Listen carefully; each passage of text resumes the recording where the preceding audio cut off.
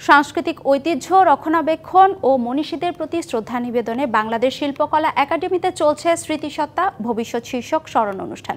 দেশের কিংবদন্তি মনীষীদের স্মৃতির প্রতি শ্রদ্ধা নিবেদন ও নতুন প্রজন্মের কাছে তাদের চেতনা পৌঁছে দিতেই শিল্পকলা একাডেমির এই আয়োজন।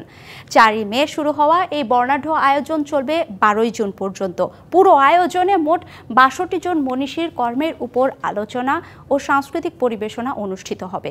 নানা আয়োজনের মধ্য দিয়ে স্মরণ করা এই বরেণ্য ব্যক্তিদের অমর স্মৃতিকে, সেই সাথে তাদের বর্ণাঢ্য কর্মজীবন তুলে ধরা হবে গণমানুষের কাছে। আয়োজনে অংশ নেওয়া শিল্পীরা জানান, সংস্কৃতির শেকড় সন্ধানের মাধ্যমে অতীতের হারানো গৌরবকে তুলে আনার প্রত্যয়।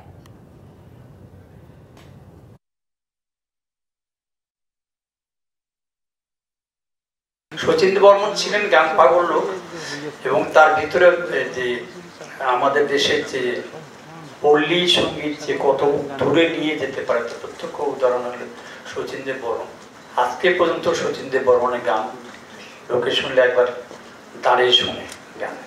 এই যে এটাই শচীন্দ্র বর্মনের কৃতিত্ব। বাংলাদেশ শিল্পকলাকে সাধুবাদ জানাই যে আমাদের এই যে সমস্ত গীতিকবিরা আজকে হারিয়ে যাওয়ার পথে তাদেরকে তুলে নিয়ে এসে যে তাদের স্মরণ করা হচ্ছে এবং আমরা যে সেখানে আসতে পারছি এবং আমরা গাইতে পারছি, এটা আমার কাছে মানে অনেক বড় একটা ব্যাপার।